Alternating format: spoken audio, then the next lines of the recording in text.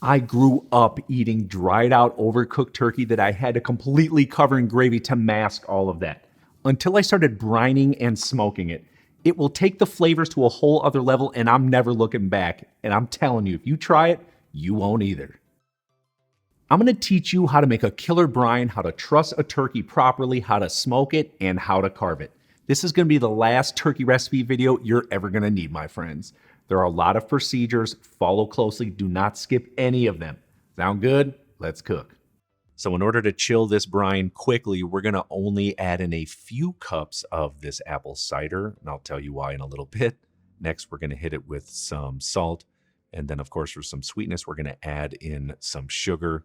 We wanna crank the heat all the way up to high because what we wanna do is bring this to a boil, let that salt and sugar completely dissolve into that cider. So give it a whisk until it's combined. This is great though because we have some prep we can knock out, beginning with some yellow onions. Now you can use one large or two small. You could use white onions as well, or even sweet onions. Just give them a rough chop. I'm Italian, so you know I like a few extra garlic cloves in here. What we're gonna do is just give them a smash using the side of our knife. Let's head back over to that cider, salt, and sugar solution. Let's give it a look. You can see that everything has been completely dissolved into there. It should be very salty, very sweet. We are gonna remove that from the cooktop. I've got a very large 5.5 gallon container. You can use a very large pot or even a very clean 5-gallon bucket. Dump that in there, and now I'm gonna add in some cold apple cider. This is the remaining cider. Remember, we need to get this brine very, very cool for our turkey. Now hit it with some cold water. And now it's time to add in a few of the ingredients. So I have the onions and the mashed garlic. And let's follow it up with a few herbs. I've got some bay leaves and then a big bunch of fresh thyme. Gonna add so much great flavor to this. And just in case it's not quite cool, just add in a few cups of ice. No big deal. Grab a whisk.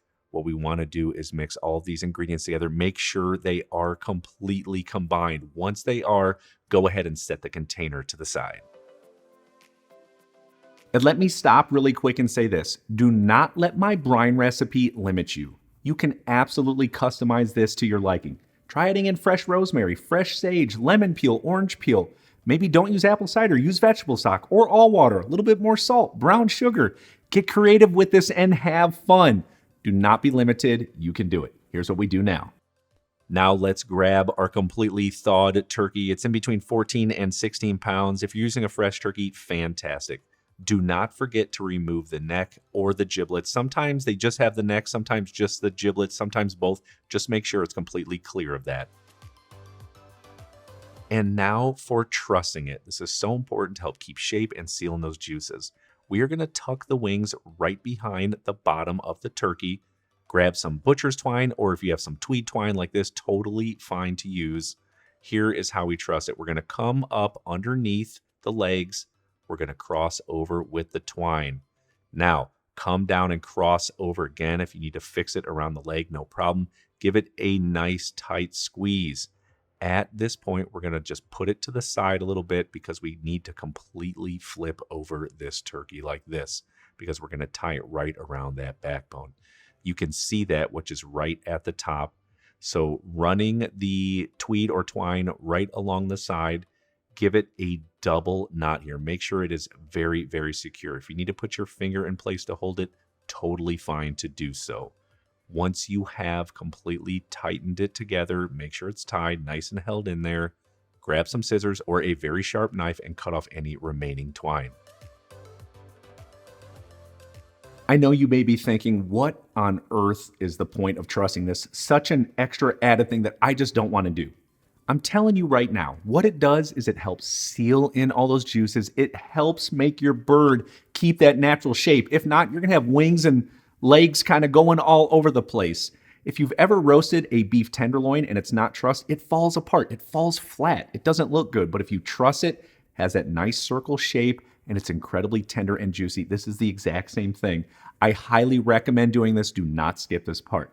Now, What we're going to do here is just flip this turkey over. Everything looks fantastic. Let's grab it. We're going straight over to the brine. We're going to put it in there. Make sure it is completely submerged in that brine. Now, oftentimes there's legs, there's wings, there's always something kind of hanging out. What I like to do is add in some plates or some bowls. What this does is sort of push everything down to the bottom so that it is completely covered. Now, of course, if you have a lid, make sure to grab that, because what we want to do is put it right over top and make sure that it is sealed. Now, we are going over to the refrigerator. You can brine this turkey for up to 48 hours, but at least 24 hours. The longer it brines, the more flavorful it will be, but do not go over 48 hours. After that amount of time, I did a nice 2-day brine. I moved it around after the first night just to make sure ingredients were circulating through our brine. I can make sure and cover all the turkey. I switched out the plates too, went to a few smaller ones instead of the bigger ones. Totally fine. Recipes are adaptable. Don't let it stress you out. Now what we're going to do is take this very large container of brine. We need to head over to the sink, okay? We need to get rid of a lot of this brine. So go ahead and completely dump it out. Make sure the turkey doesn't fall out.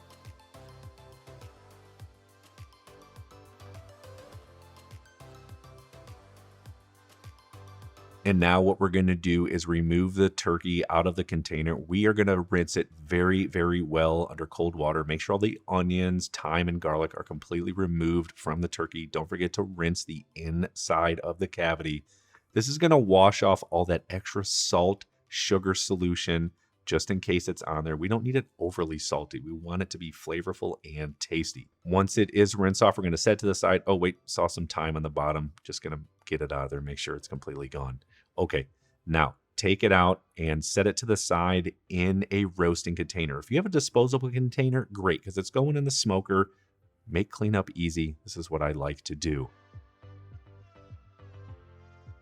Now at this point, we are going to pat it dry on all sides with a paper towel. And a very funny small note is I actually found the giblets packet in the very front by the turkey breast that was hiding in the skin, and I was able to pull it out. Don't forget, check there too, just in case. And also don't forget to pat down dry the inside cavity. Make sure it's all very, very dry. Okay, really quick, I want to stop and give you this option. It's purely cosmetic. Right now, the wing is sort of tucked behind the back. Now, most turkey birds that you see when they're cooked is the wings are kind of pointing out straight alongside the breast. You can either keep it tucked or you can pull it out. I'm going to pull it out. This pan is nice and tight. It's going to keep shape, keep form, so those wings are pointing out. Again, totally optional, completely cosmetic. It's up to you. Here's how you do it. Just reach down in there, pull the wings up top, just like this. Again, completely cosmetic. You know, it just makes it look a little bit nicer. Once it is up, I also want to bring attention to something else. There's this small part of the backbone and the skin that's in here. What I like to do is cut it off. Oftentimes turkey come with the legs shoved in here. I just removed it because obviously I use butcher twine. Now, over to the smoker. It's been preheated to 250 degrees. I'm in the pan, I'm patted dry, I'm brined, I'm good to go. Add that on there. It's going to take about 4 to 4.5 hours for this to completely finish smoking. Don't forget to add in a probe to the inner thigh meat. After about 2 to 2.5 hours, we're just going to give it a little look. If you see the wings or the drum start to really brown up, just add a little foil to the top. That stops that browning process.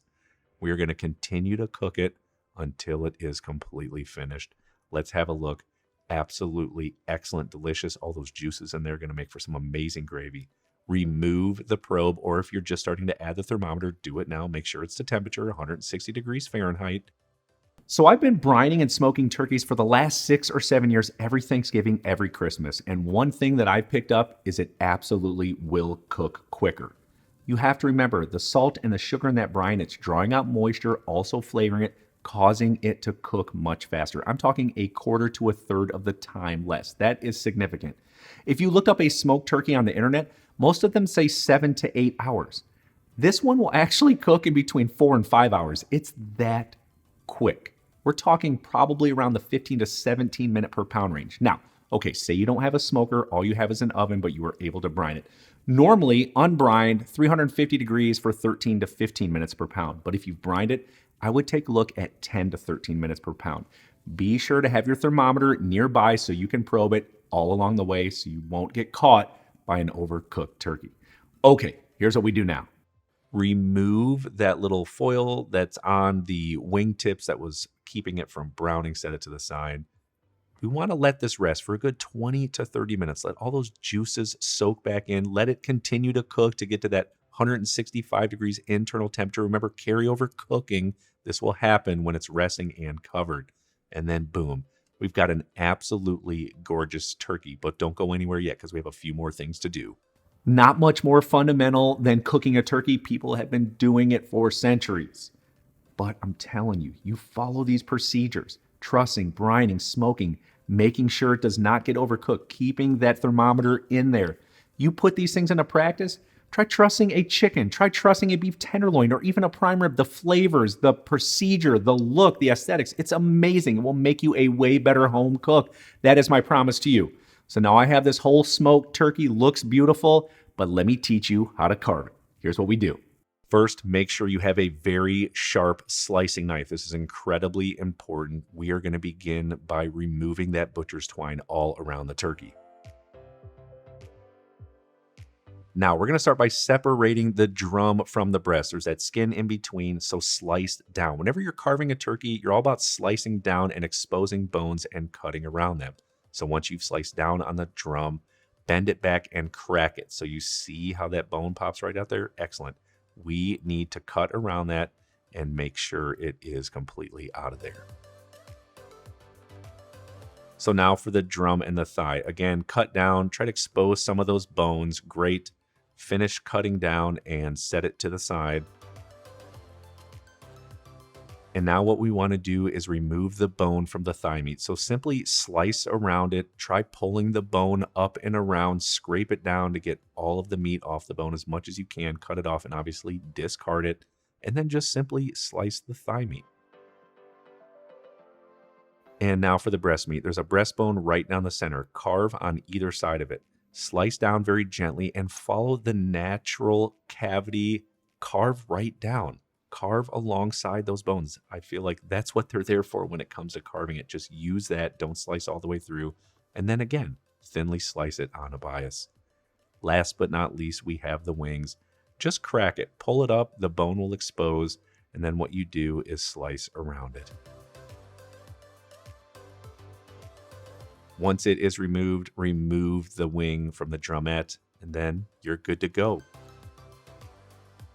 Plate it up and fan out all that gorgeous meat. If you love this recipe and learned something, please like and share it. Definitely check out this recipe right here. You'll love it. I'll see you on there. And of course, oh my gosh, let's get in this.